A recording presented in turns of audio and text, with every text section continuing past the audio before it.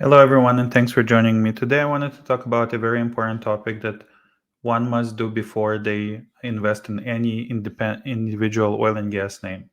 I think what's really important, and I'm going to use two examples here. I'm going to use Birchcliff Energy, and which is a gassy name, so mainly gas production. And I'm going to use Meg Energy in support of my point. And I think it's something like super essential that one will have to understand before buying an individual company. So as you can see here, as I'm going to zoom in a little bit. So in this case, this company is producing about 75 to 77,000 BOEs per day. And what this essentially means, and so you would notice they don't use barrels, they use BOEs, right? So they say BOEs. And what this means, so BOEs, what this means essentially is that they produce barrel of oil equivalent. So barrel of oil equivalent, where this production is not necessarily oil. So you could have, in their cases, NGLs, so natural gas liquids. It could be oil, so light oil production.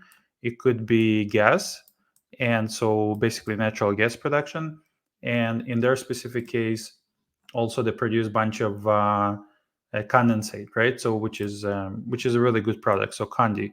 Um, if we think about the partitioning, for example, for Birchcliff Energy, right? So in this example, Birchcliff will produce something like 3% of light oil, 6% of condensate. So let's put, so light oil will be 3%, condensate will be something like 6%, and NGLs will be 8%, and natural gas will be 83%. So natural gas 83%, and this guy here, NGLs, so natural gas liquids, will be about 8%. So very important to understand that this is a BOE, barrel of oil equivalent, and this is basically the partitioning in percentages of what this company is producing.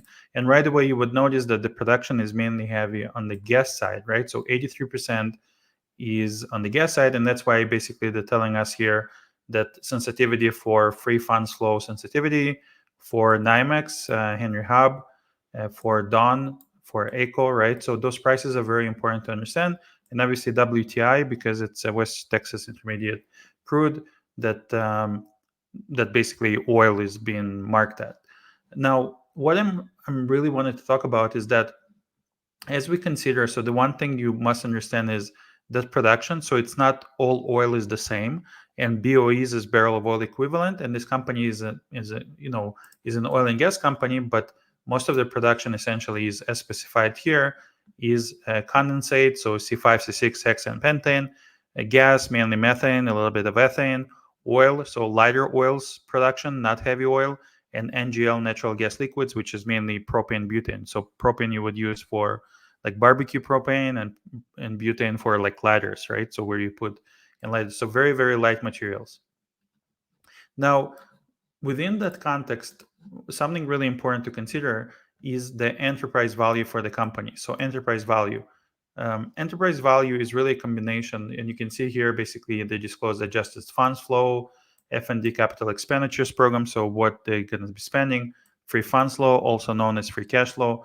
If you want to calculate, for example, their yield on the free cash flow, you will use that divided by enterprise value to come up with that free funds flow or free cash flow yield. And what I really want to focus here is the debt, right? And the market cap, which is what you see here, market capitalization. Because if you add both of them, you essentially get the enterprise value of the company. So what you see here is that market capital for Birchcliff as of August 13 is about 1.6 billion. It could be a little bit more or less right now. So that's their market cap, 1.6 billion. And their debt by year end, so expected debt, it could vary, but it could be anywhere between 495 to 515. So let's use 0.5 billion, right? And so if you add those two numbers, you essentially get enterprise value of 2.1 billion dollars, roughly, right? I mean, obviously it changes, stock market fluctuates. And the key number that here I want you to consider before you invest in any oil and gas company is the flowing per metric value for this company, as a basic fundamental understanding whether this company is expensive or cheap. Because when you buy a company, you need to know, like, relatively to their peers, relatively to other assets, is it cheap or is it expensive? And the way to do this, and I know it's could be a very unpopular way of understanding something in a very simplistic way, but you basically use the metric that cost um, price per flowing barrel. So what you do, you take the $2.1 billion, right? So this is in dollars, right? So 2.1 billion, and you divide by the production. So 77 or 75 thousand barrels, thousand BOEs per day, and the numbers you will be getting, I think it should be close to 27, but let's kind of use a calculator for that. So you do 2.1 billion divided by, let's say, 77, and you get about 27.7 dollars per flowing barrel, which is the the price for this company as of now. Obviously, that metric could be moving up or down on daily basis, on weekly basis. Maybe they're not meeting the debt target. Maybe they're over exceeding the debt target. But as of now, the share price is $6.10 at August 13. It could be different, right now, and really important to consider that as of that date, considering all of those parameters, the company trades at 27,000 per flowing. Also, they have, just kind of a side note, we'll talk maybe a little bit more about the company in upcoming presentations, but they also have a dividend here, which is $108 million annually. And you can see their funds flow and their dividend in percentages, 6.6%.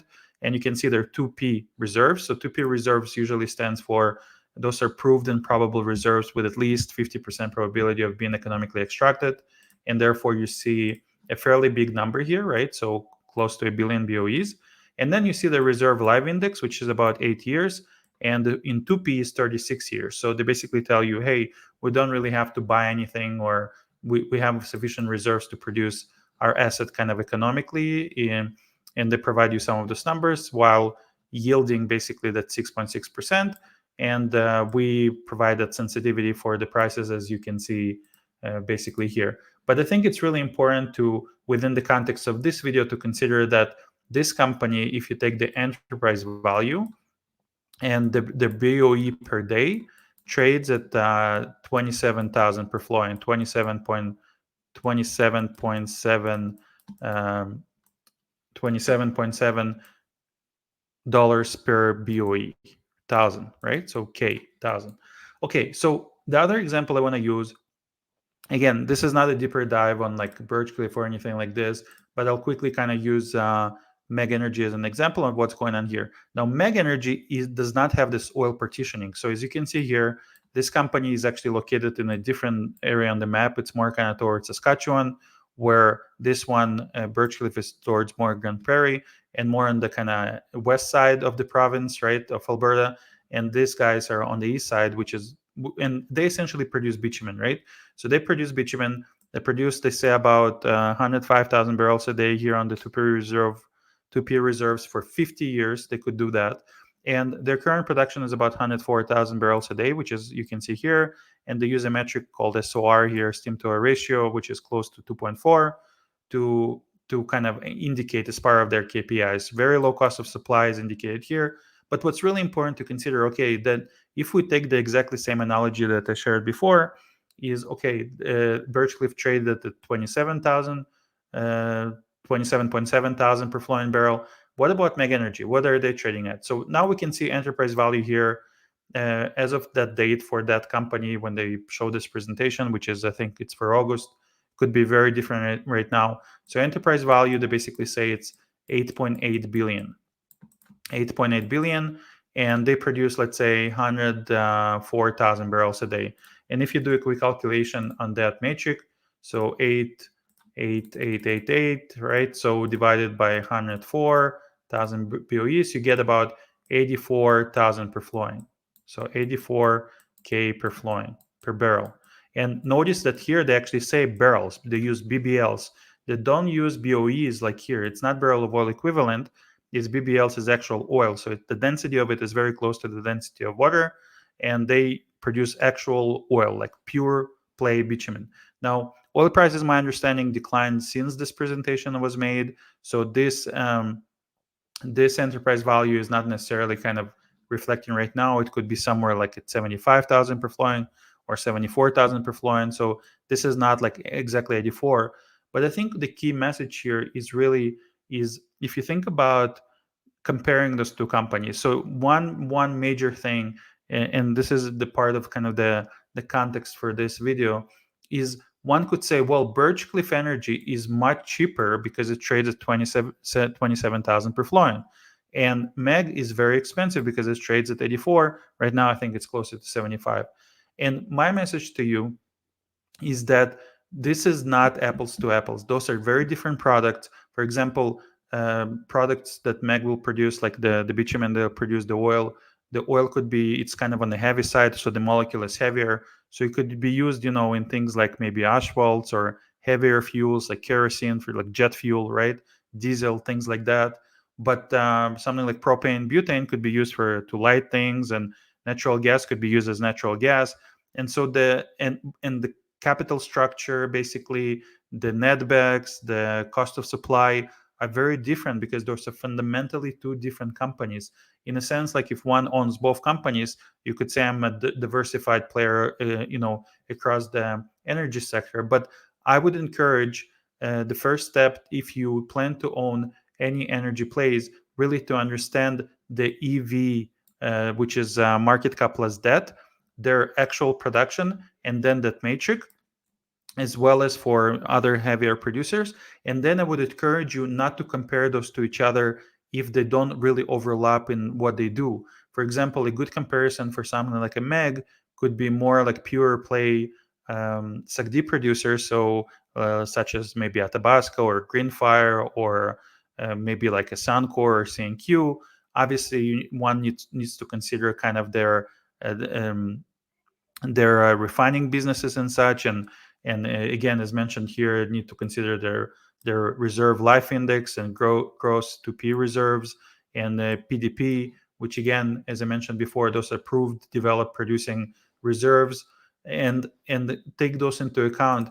But one can never ever buy an oil and gas company without knowing that matrix, without comparing that to their neighbors. And one must never compare companies like Birchcliff Energy and Meg to each other, because they fundamentally do very different things, produce very different products.